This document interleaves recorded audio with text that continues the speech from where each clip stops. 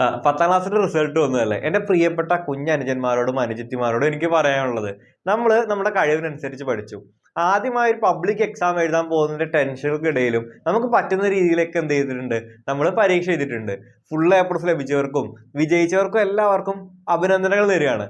ഒപ്പം പരീക്ഷ എഴുതിയിട്ട് താങ്കൾ ആഗ്രഹിച്ച മാർക്ക് താങ്കൾ ലഭിച്ചില്ല, അല്ലെങ്കിൽ ചില വിഷയങ്ങൾക്കെങ്കിലും മാർക്ക് കുറഞ്ഞുപോയി, ചില വിഷയങ്ങൾക്ക് തോറ്റുപോയി എന്നൊക്കെ വിഷമിച്ചിരിക്കുന്ന എന്റെ പ്രിയപ്പെട്ട കൂട്ടുകാരോട് എനിക്ക് പറയാനുള്ള കാര്യം, നമ്മളുടെ അവസരങ്ങൾ അവസാനിച്ചിട്ടില്ല, ആരംഭിച്ചിട്ടേ ഉള്ളൂ.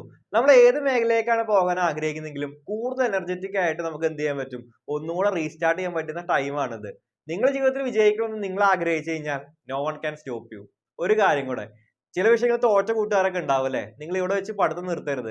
പറ്റുവാണെങ്കിൽ ആ വിഷയങ്ങളൊക്കെ എഴുതിയെടുത്ത് മുന്നോട്ട് നല്ല രീതിയിൽ തന്നെ പോകാൻ വേണ്ടിയിട്ട് പരിശ്രമിക്കുക.